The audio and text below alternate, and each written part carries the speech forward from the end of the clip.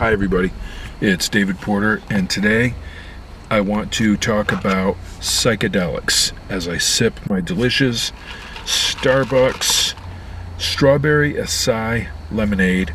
Also I mixed in some of the pineapple passion fruit lemonade, and it has green coffee bean extract in it. That is an extract made from unroasted coffee beans, so it's a little bit of caffeine. A pretty good beverage.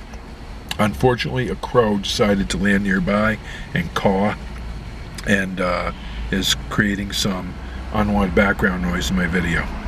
Okay, psychedelics. They're commonly referred to as hallucinogens, which is not really accurate. Hallucinogens are drugs which are hallucination generating. Not all psychedelics produce actual hallucinations. Psychedelic is a much more accurate term. That means mind expanding. Today I want to talk about the serotonergic endo-hallucinogens. These are psychedelics which act on the serotonergic system, drastically increasing the amount of serotonin that's available, and that's going to have effects which include nausea and vomiting, seeing as our guts are packed with serotonin receptors.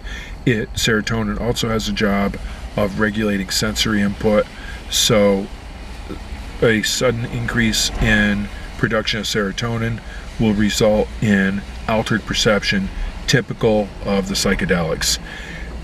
You have several serotonergic endo-hallucinogens. LSD, lysergic acid diethylamide, is commonly referred to as acid. It is an extremely potent drug. As little as micrograms will produce an effect.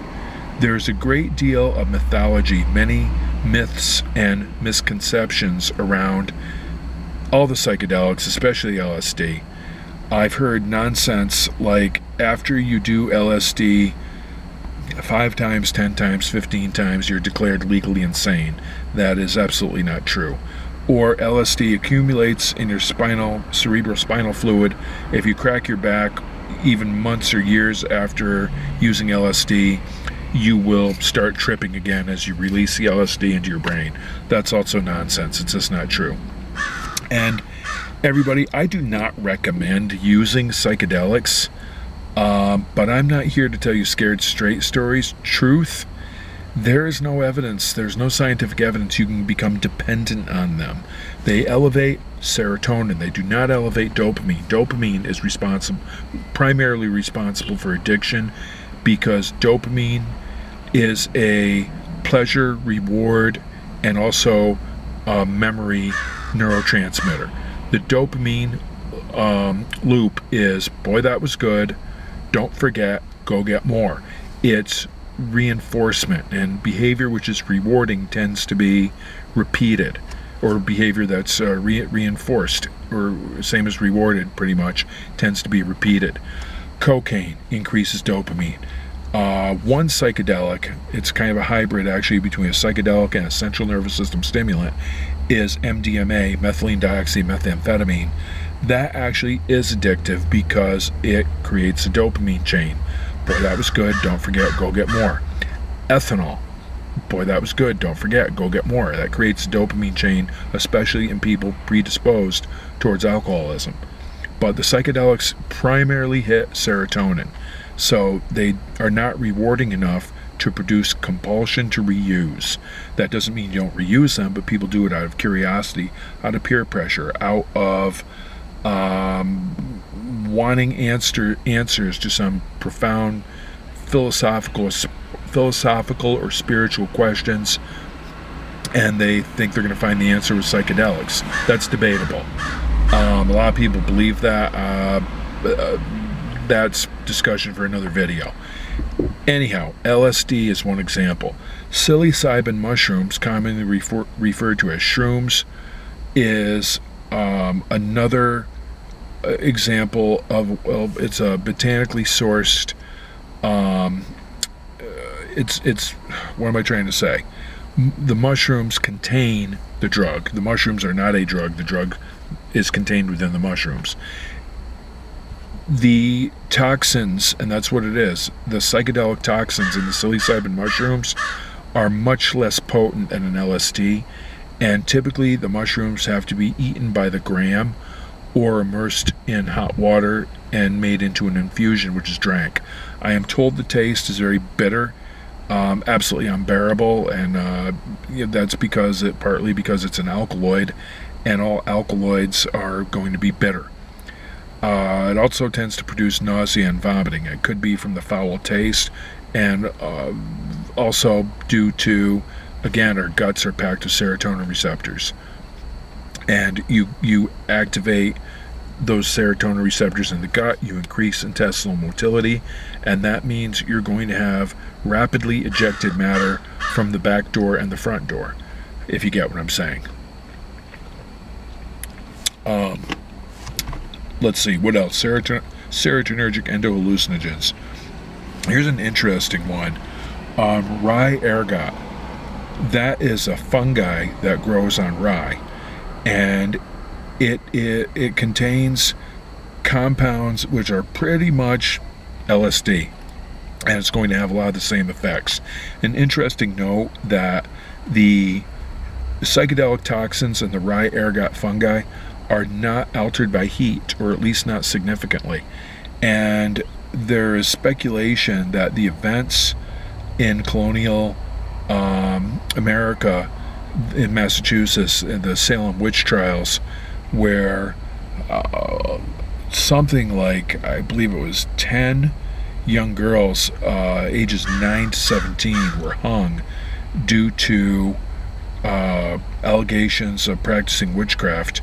There is speculation by historians that they actually consumed either rye bread or rye beer that was made with rye that was contaminated with the ergot fungi, and that led to their bizarre behavior, which the superstitious people of colonial Massachusetts interpreted as having a supernatural influence, and that led to the horrible executions of these young girls who apparently had said they were not practicing witchcraft. These were charges which were very, very much manufactured and the product of moral hysteria, and possibly rye ergot fungi. Now here's one that a lot of people don't know. Nutmeg is a serotonergic or endo-hallucinogen, and yes, nutmeg, the spice that goes into apple pies and snickerdoodle cookies, and oh come on, what is the other quintessential New England cookie? Hermit cookies, those chewy molasses raisin cookies. I haven't had those in a long time. I think I'm gonna go see if I can find a package of those. I love those things. Anyhow, I digress. Friggin' ADD. What was I saying? Oh yeah, nutmeg is a hallucinogen. Now, don't worry about overdoing it when you're baking. You would have to consume probably 8 to 12 grams of nutmeg in order to get a hallucinogenic effect. At first, you're going to have a real hard time swallowing that much of a very dry, hydrophobic, that is, it repels water, it doesn't like water, it doesn't dissolve readily in water, warm spice like nutmeg, and keep it all down. It's not going to be a pleasant experience. The interesting thing about the psychedelic compounds in nutmeg is, first, they're very weak and minimally available. That's why a large amount of nutmeg has to be consumed. Secondly, it has a very delayed onset of action, a delayed fuse. It doesn't hit you for a good 8 to 12 hours, and then it has a long duration of action, meaning it's going to last for up to 72 hours. The effects are sort of like being drunk on ethanol, that is alcohol, and using LSD. And you, again, lots of serotonin receptors in the gut.